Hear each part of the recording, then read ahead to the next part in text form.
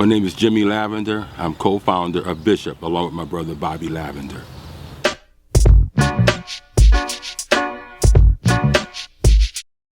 Now tell me, who was Bobby Lavender? Bobby's my brother, 1 year older than I am. Bobby passed away from cancer back in 1994. And you joined Big Brother's gang, or you guys formed together? We formed together. What city did the Bishops originate in? Los Angeles, South Central, Florence, Firestone area in the northern part of Watts. And what year did you guys begin to form? From June 1972. How old are you? I'm now 61. Where'd you grow up at? Florence, Firestone, 92nd and Beach Street. Single parent or two-parent household? Two-parent household. How many brothers and sisters? There's 5 of us. And what kind of occupation did your parents have at the time you guys moved to the area? My mother works at General Motors, and she was the foreman of the union, and my father was a plater.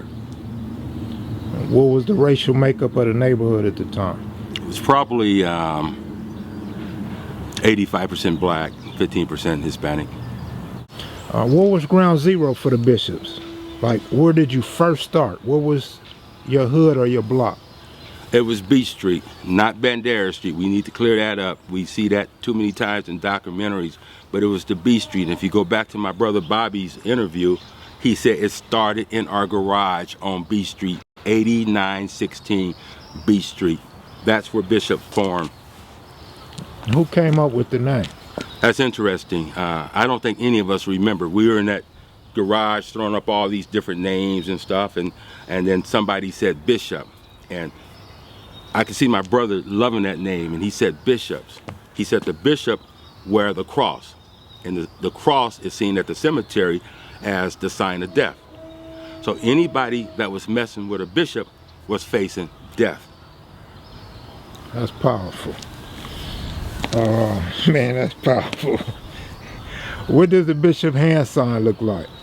I could tell you that more than any other bishop, because I came up with it. This is the B for bishop. Now today they say thumbs up, but no, that's actually a B-I-S-H-O-P-S. That was bishop. And our word was, guess what? Now back in the days, if somebody pulled up on the side of you and said, guess who? Then you knew that was Pyru. And if we pulled up on you in Compton and Watts and we said, guess what? You best to start running, because what next was going to come out was, guess what? Bishops. What schools did you attend? We first started off elementary school. Bobby now went to Harrison Street School over in East LA.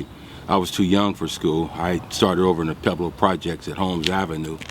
Then we moved to the Florence Firestone Watts area and went to 92nd Street School, on to Drew Junior High School, then Jordan High School. I ended up graduating from Jefferson High School in LA.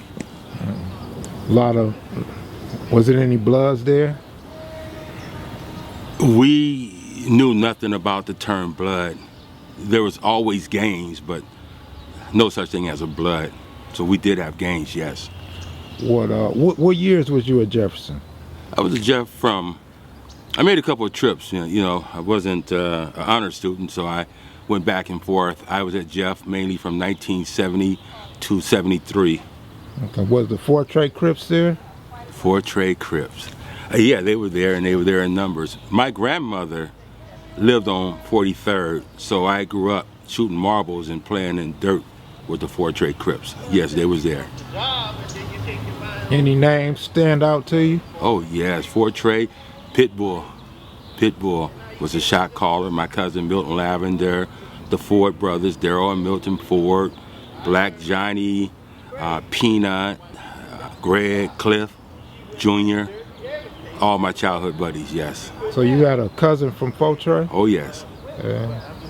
Were you guys tight? Very close. First cousins. I spent more time, or as much as time in Fortray neighborhood as I did in Bishop neighborhood. They used to call me Jimmy the Bishop. What years were those that you hung over there? I was there from, well, again, my grandmother lived on 43rd, so we been there since we were probably 8 years old till about 1974, 75. So you left Jefferson in 73.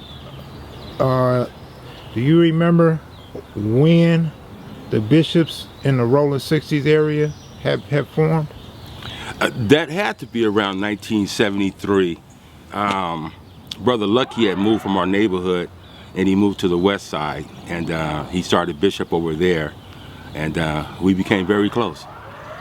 About how old was Lucky, and he lived in your neighborhood and moved west? Yes, and Lucky was probably about 16. He was about 16 when he started bishop over there in the 60s. Do you know where Lucky stayed at? I don't know. I don't know the street. Who were some of the guys Lucky recruited? Well, it was Lucky, Mark Bolden, Bad News, and Big Huey that ran the west side. There was KC. There was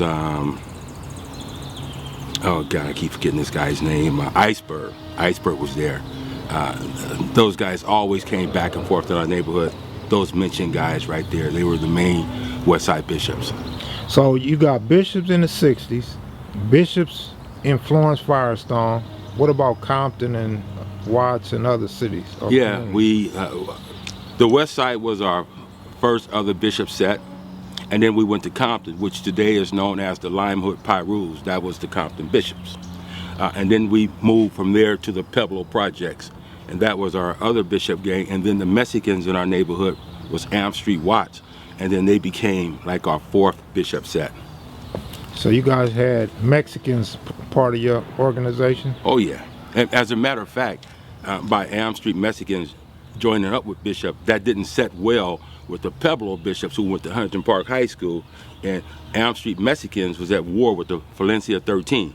So by the Pebbles joining us and Am Street being Bishop, they feared a potential war with the Florence 13, which had the Pebbles badly outnumbered. Do you remember what year the bishops in the Pueblos became part of what you guys started? That was, yeah, I do. That was late 1973. You remember any of the names or shot callers? Oh, of course. I'm the one. See, we lived in Pebble before we moved to Watts, and we would always jump the train and go back to Pebbles.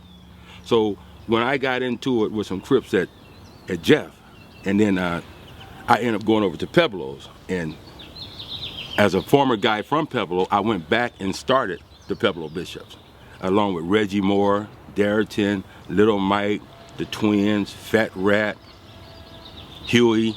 We were Stanley, Geechee, Philly. They were the Pebbles and the Pebble Bishops. So you guys were fighting Crips while you was at Jefferson, and were you guys Bloods yet? No such thing as a Blood at all in my time frame.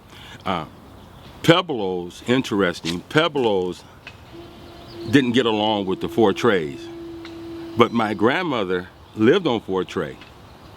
So I was able to bring those two together to stop fighting. So they became not so much friends, but at the same time, not at war either.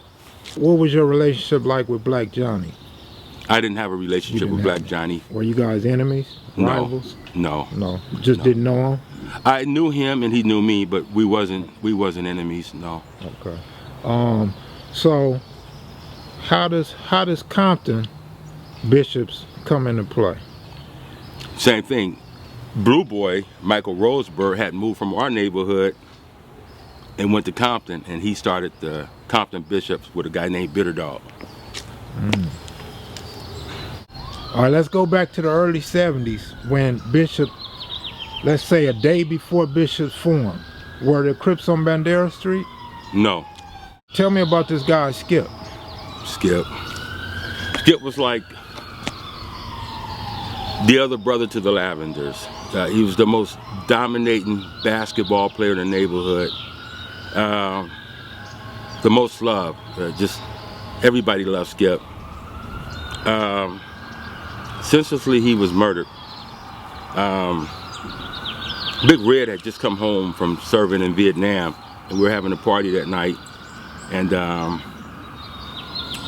They was doing the last call for alcohol shot. Skip was collecting the money. And the last time I seen him, he was standing on the corner of 87th and Ladera. And I told him, I said, hey, don't forget, we're going to church with Mama tomorrow. He said, I'll be there. But me and my girlfriend crossed Firestone over to Home Street, and we heard her, pow! It was in June. She thought it was a firecracker, but I was a gun person, so I knew the difference between firecrackers and gunshots. So I ran back, and I could see Skip running by the vacant lot, running wide-legged, and I ran to him. He collapsed right in front of me. I got there and I held him, and I sit up there and watch my best friend dying. Yeah, he was killed in cold blood. They had pulled on the side of Skip and they asked him where was the party at. He pointed out direction. They couldn't find it. Came back, called him a liar, jumped out the car on him. He started fighting two guys and was winning. And one of them cowardly pulled out a .22 and shot him in the throat. Was those Crips or was that non-affiliate situation? They were Crips. And the thing about it was Raymond Washington had come over to our neighborhood and wanted us to be Bishop Crips. Once Skip was killed, we formed Bishop, but we didn't know who killed Skip, so we didn't have an enemy. Raymond came over and wanted us to join the Crips, be called Bishop Crip, and in return, they would kill the guy. He said he knew who killed Skip. They would kill him if we killed Junior Thomas from the Bounty Hunters, which of course was a very good friend of mine. The answer to that was no. So Raymond spoke to you guys personally, or he sent his boys? No, Raymond don't send no boys to talk to us. Raymond and Big Psycho Michael came over to our house, and we sat down together and ate my mother's chili. My mother was the type of person, if Bobby told her, hey, we're gonna have a social meeting, these guys from over here, we're gonna try to stop this, Mama would cook dinner and fix food for everybody. Now, if I told him I was bringing some guys over, then she gonna question, oh my God, what is Jim doing? But with Bobby, it was always different. So Raymond came over, left a few guys outside with the cars, and it must have been 60 or 70 bishops outside, which made Raymond nervous. But in our days, your word was your word, and we gave Raymond our word that would not be harmed.